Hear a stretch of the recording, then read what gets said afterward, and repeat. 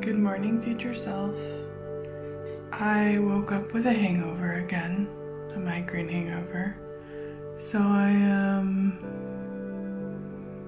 jello-y. Maybe jello-y is the word.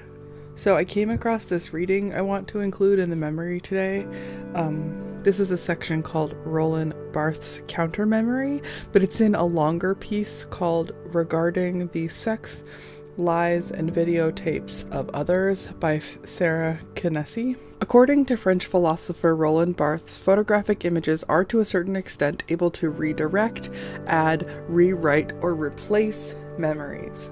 Thus, Barthes' radical concept of counter-memory states that photographic images are able to simulate proximity to reality, or indexicality, and are able to block remembrance. The counter-memory image points to the fact that you remember something you did not experience. When the image starts to behave like a memory, it is simulating the missing link between what you see and what you remember, and between contexts of viewing and filming. I'm going to continue.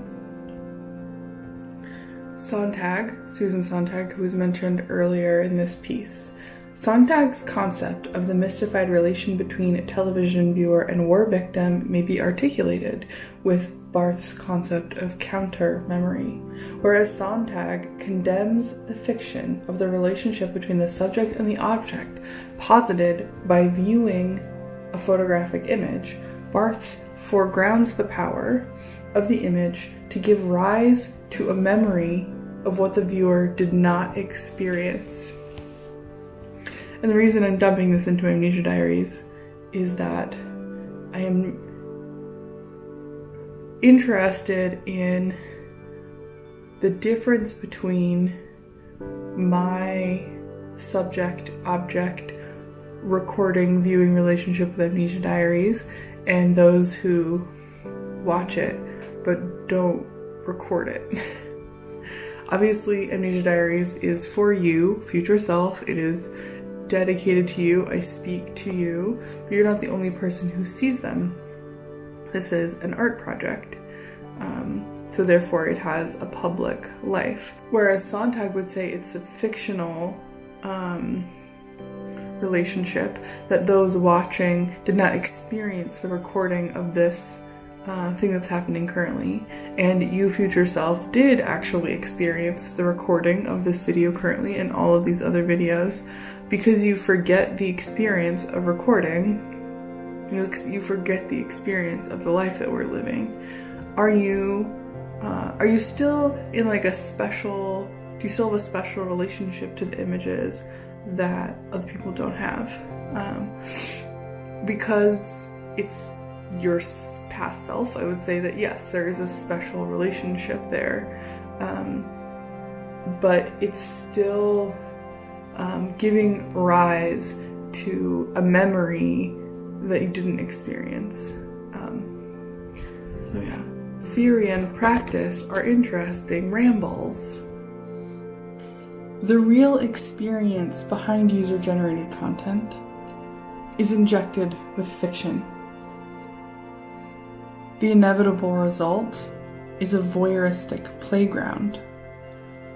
Now that they can be viewed by millions of strangers with a single click, amateur pictures have lost their exceptional power to create an intimate viewing experience as a ritual of remembrance. I'm not sure what ritual of remembrance and intimate viewing experience this article or this piece is specifically referencing. Maybe it's family photographs, family albums. So, future self, do you feel as though your memory has been injected with fiction due to its public life? Maybe injected with fiction is the wrong way to think about it. Presentationalized. Your memory has become presentationalized. But don't all memories become presentationalized?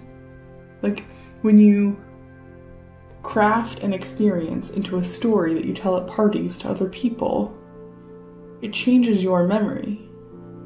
So, is the presentationalization of memory different when done via storytelling or via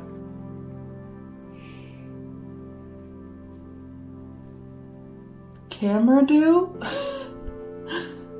recording? Let's just say recording. I guess for me, I don't really possess memories that aren't recorded. And so therefore can't really make an accurate comparison between different methods of presentationalization of memory. More rambles. I am deep in a theory hole.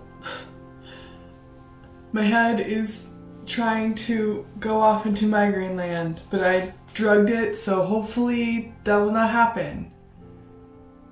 1 second.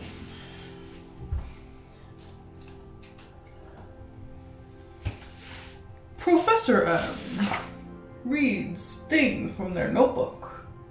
Have you noticed lately, future self, that the experience of watching YouTube videos feels industrialized? Like your consciousness is becoming bought and sold as an industrialized product? As though your consciousness were simply a cinematic montage variously constituted by primary experience, secondary recollection of experience, and tertiary temporal objects, and those temporal objects often, but not always, in the case of Amnesia Diaries, which I made just for you, are industrialized into a uniform kind of thinking and consciousness. YouTube videos circulate predominantly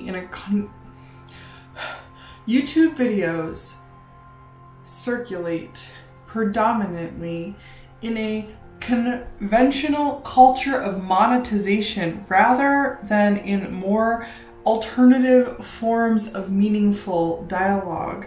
Its memorialization of life is severely tarnished by its incorporation into the global economy of attention that has characterized the ecology of industrially produced cultural objects.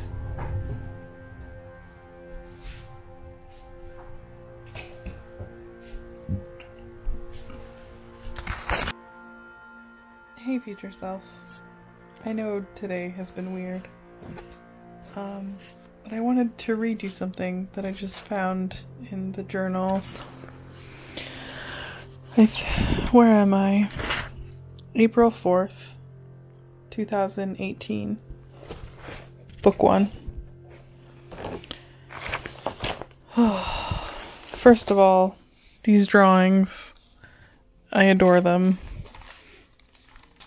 I guess they're inspired by some of the sculptures. But let me read you something that I just very much needed to hear. I'm staring again. Today's pages are taking an especially long time, but I want to power through.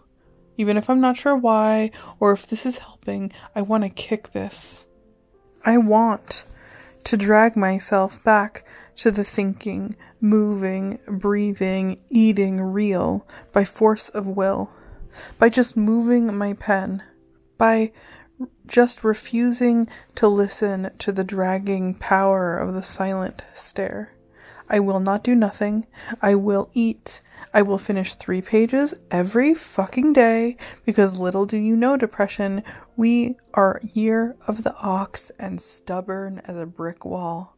Slytherin ambition may get the better of me sometimes, may tell me I'm shit for luck and out of chances, but there is no chance in hell we will give up. Have you met me? I am a foundation stone.